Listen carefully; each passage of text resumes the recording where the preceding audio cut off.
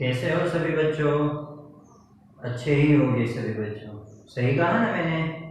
तो चलिए अब हम पढ़ाई करते हैं कक्षा 8 में विषय हिंदी, इकाई नंबर 1, तेरी है ज़मीं। तेरी है ज़मीं एक प्रार्थना है जो द बर्निंग ट्रेन नामक मूवी से ली गई है। हम पहले इस इकाई की कविता का गान करते हैं।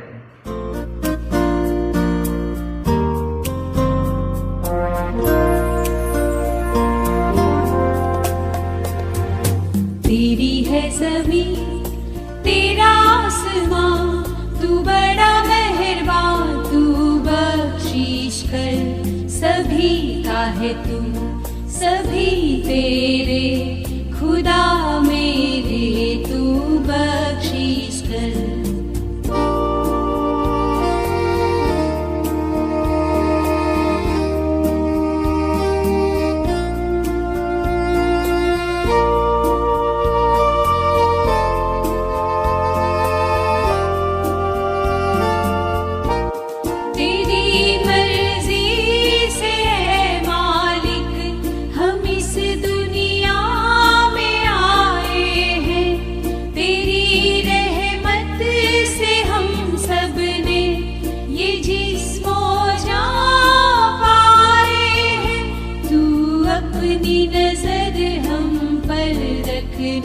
किस हाल में है ये खबर रखना। तेरी है ज़मीं तेरा आसमां, तू बड़ा मेहरबान, तू बख्शिश कर। सभी का है तू, सभी तेरे, खुदा मेरे तू बख्शिश कर।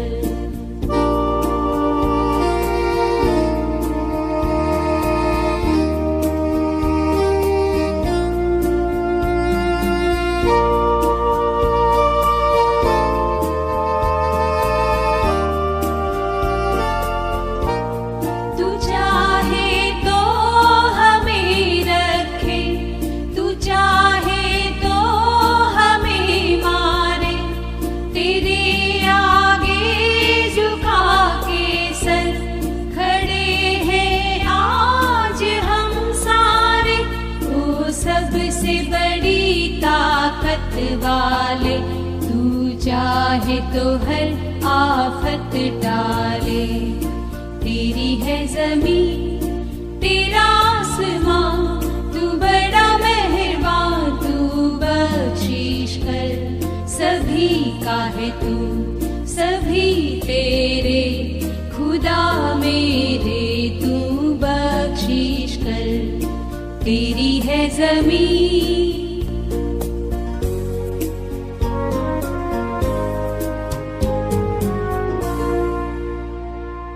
हम सभी बच्चों ने सुना तेरी है ज़मीं प्रार्थना गीत के स्वरूप में। अब हम तेरी है ज़मीं प्रार्थना को समझ लेते हैं। तेरी है ज़मीं तेरा आसमां, तू बड़ा मेहरबा, तू बख्शिश कर। इस पंक्ति का मतलब होता है, हे ईश्वर, यह सारी धरती तुम्हारी है और यह आकाश भी तुम्हारा है।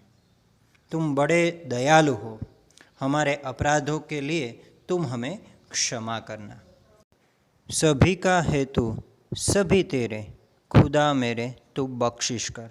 इस पंक्ति का मतलब ये होता है, हे ईश्वर, तुम सबके हैं और सब तुम्हारे हैं, इसलिए हे ईश्वर तुम हमें क्षमा करना।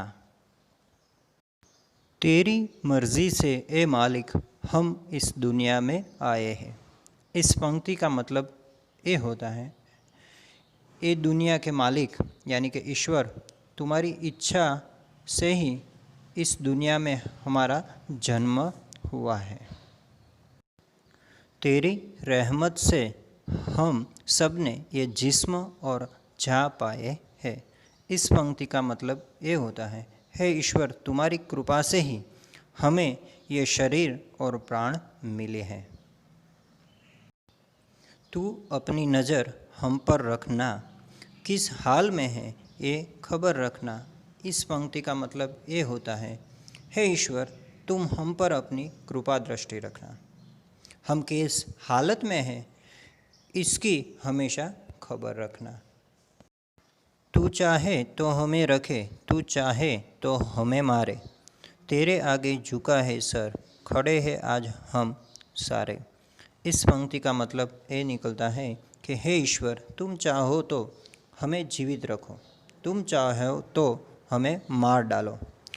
आज हम सब तुम्हारे आगे सिर झुकाकर खड़े हैं। सिर झुकाकर खड़ा रहना यानी कि हम तुम्हारी शरणों में आए हुए हैं। ओ सबसे बड़े ताकत वाले, तू चाहे तो हर आफत टाले। यह पंक्ति का मतलब ये है, हे सर्वशक्तिमान ईश्वर, तुम चाहो तो हम पर आई हर आफत दूर हो सकती है यदि तुम चाहो तो। हमने अभी जो पंक्ति समझी है उसमें जो कठिन शब्द आए उसकी हम बारीकी से समझ लेते हैं। तो देखिए कठिन शब्द, पहला शब्द था जमीन। जमीन यानी कि जमीन, हमारी जो भूमि होती है उसकी बात है। मेहरबान, मेहरबान यानी कृपालु या दयालु होता है। बख्शिश करना, बख्शिश करना यानी क्षमा करना। किसी की गलती हुई उसके प्रति हम जो क्षमा भाव करते हैं इसका मतलब बख्शिश करना होता है। खुदा, खुदा यानी भगवान या ईश्वर। मर्जी, मर्जी यानी कि इच्छा। मालिक, मालिक यानी कि स्वामी या ईश्वर होता है। रहमत, रहमत यानी कि कृपा। जिस्म यानी कि शरीर। जान, जान यानी कि जान या तो प्राण होता है। नजर, नजर यानी कृपा दृष्टि। और हाल, हाल यानी कि दशा या स्थिति होता है। सर, सर यानी कि सिर। आफत, आफत का मतलब होता है संकट या मुसीबत, ऐसा होता है। टालना, टालना यानी कि दूर करना। तो देखा विद्यार्थियों, तेरी है जमीन प्रार्थना गीत में हमें ईश्वर के प्रति कृतज्ञता का भाव प्रकट किया गया है। साथ ही ये भी स्वीकार किया गया है कि ईश्वर ही सर्वोपरि है।